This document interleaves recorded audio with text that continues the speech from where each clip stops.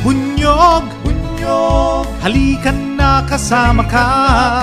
Bunyog, kapag buklod ay may pag-asa.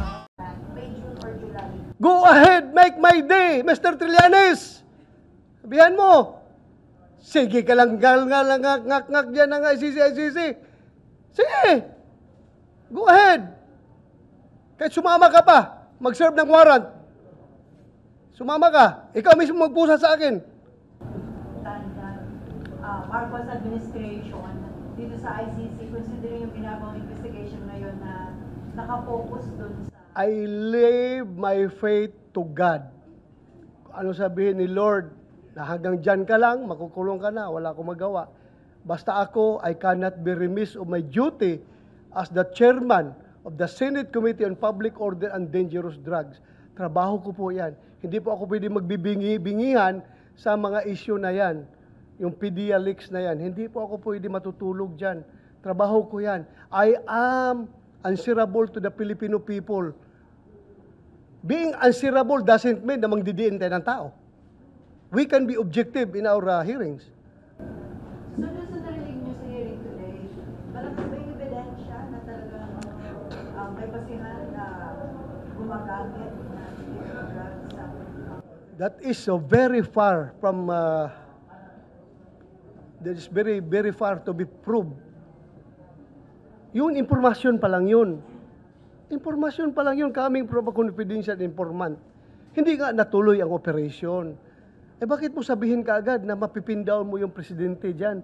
A mere information can pin down a sitting president? No, you cannot. Whatever public imagination na umiikot ngayon sa utak ng tao, you cannot just say na mapipin down mo yung tao dahil sa mere information. Napakalayo pa yan sa katotohanan. Napakalayo pa. Kaya in fairness to the President, hindi natin siya kinukundina. Hindi natin siya kinukundina. Whatever, kung ano mang iniisip na ngayon. Kaya nga, ang hirap nito sa sitwasyon ko, galit sa akin ang mga DDS. Bakit hindi ko daw didiinan yung investigasyon na ito? I am just trying to be objective. At alam ko rin na galit sa akin ang Malacanang, bakit ako nagkakandak ng investigation? What do you expect? Masaya ka ba kung presidente ka, sitting president ka, kinakandak ng investigation na madadamay ang pangalan mo? Talagang magre-react ka negatively. Pero what can I do? I am just doing my job. Siguro kung meron akong hidden agenda na pabagsakin ang rehimeng Marcos, na gusto kong pabagsakin through this hearing, ayan, ibang usapan yan. But my God, that is not my agenda. Hindi po yan kasama sa agenda ko. Ang akin dito ay katotohanan patungkol sa PDEA leaks para mahinto natin yung mga leakage na yan. Wala pa akong agenda na maggiba ng tao. As I have said, I am rightist. I am a rightist. I want to maintain the present dispensation. Hindi pa ako kagayang Trillanes na destabilizer. Puro distab lang ang iniisip. Ha? Ano? Hindi naman mabigat na basihan. Kukunti na lang just para kumplito na lahat. May kunting mga tao na lang na kailangan imbitahan natin na magbigay ng kanilang salaysay. Kasi pag sinabi mo mabigat na dahilan para ganun-ganun, baka sabihin naman nyo, Austerplatte yung mabigat na dahilan na yan. No. Tapusin lang po natin, ayusin natin ang trabaho natin, makagawa tayo ng committee report. Sino pa iniintay natin mga witness? Si Attorney Paquito Ochoa, yung management ng Rockwell, ano yung kondo na yan, pangalan?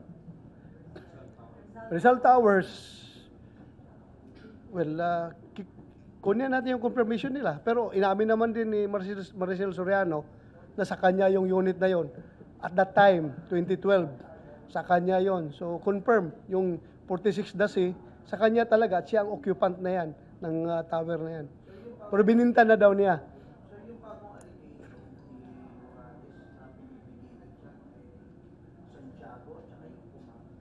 Yun, ipapatawag kaya ipatawag natin. Tama pala. Kasama yan sa ipapatawag natin. Yung si Kumar at saka si Santiago. Pati si General Serapio.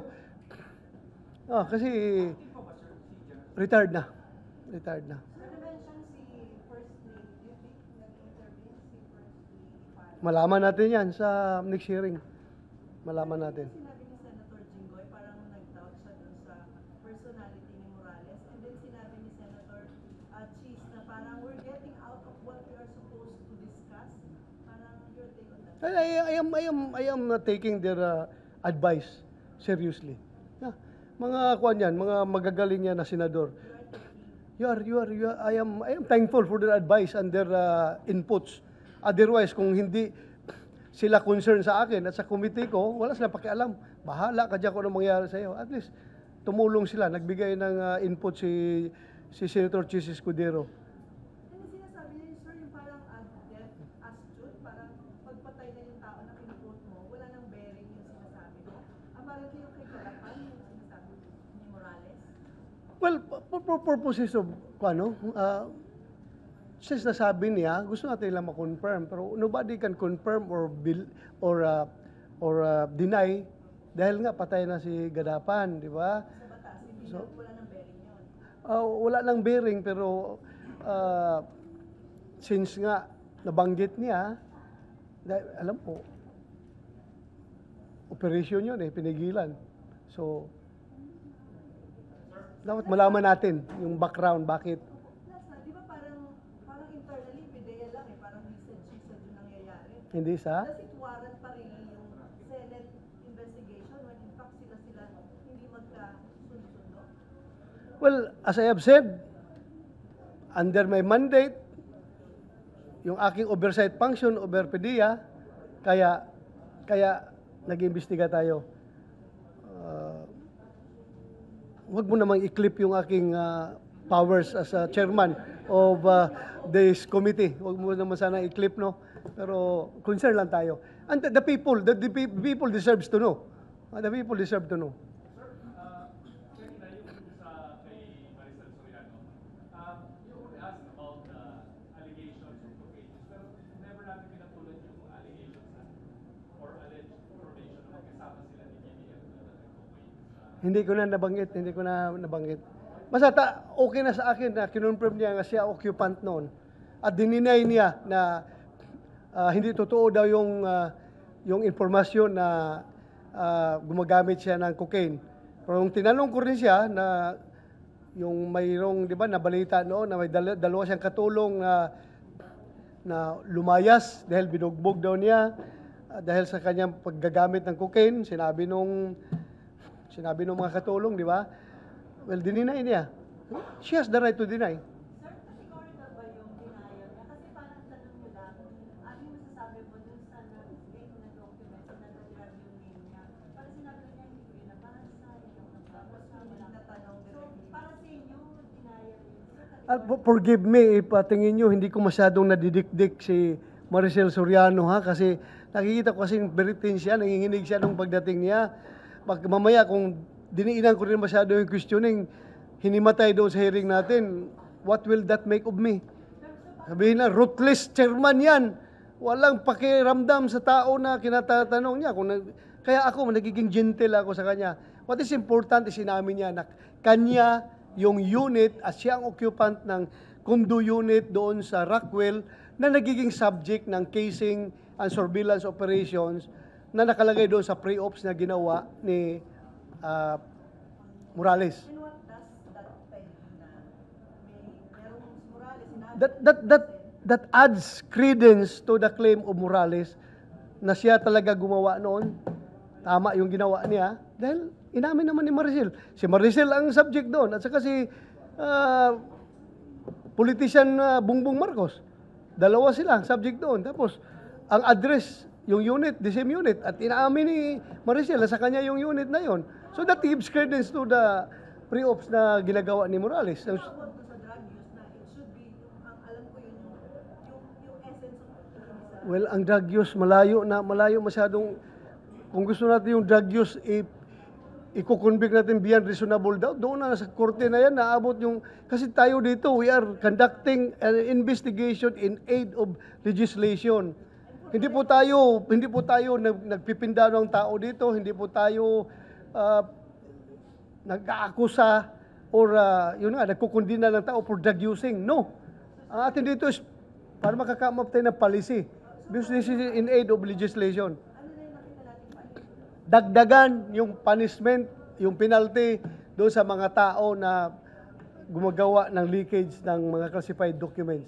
Mayroon tayong dalawang batas na in existence ngayon, penalizing such act, yung Graft and Corrupt Practices at saka yung Graft and Corrupt Practices Act and the Code of Ethical Standard, Code of Conduct and Ethical Standards of Public Officials and Employees.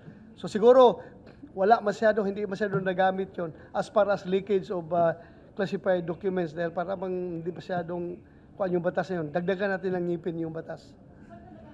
Wala parang direct categorical na denial kasi hindi na puso kung are you using Ano? yung kay Maricel, parang dahil hindi nyo na puso. Parang hindi naging klaro yung denial niya para sa iyo. Klaro man na denial niya na nag-deny siya. Nag-deny. Gusto mo, i-contempt natin siya for lying? Wala man tayong ebidensya to the contrary. Information lang naman yun coming from a confidential informant na merong drug use na nangyayari doon sa unit niya, sa condo unit niya. So, hanggang doon lang tayo talaga.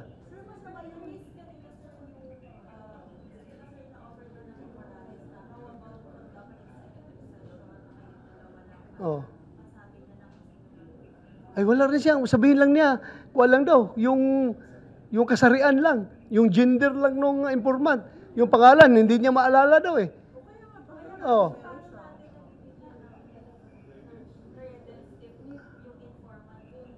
Alam ko, kaya ka tinatanong ko sa kanina eh, sa amin mga operator, lalo na pag drug operator ka, it is a mortal sin na ilaglag mo yung confidential informant mo dahil mawawalan ka na ng kredibilidad sa yung confidential informant. Kaya alam ko, duda ko lang ito this is my opinion. Tinatago lang niya yung pangalan nung ayaw niyang sabihin dahil naawa siya sa informant. Ayaw niya ilaglag.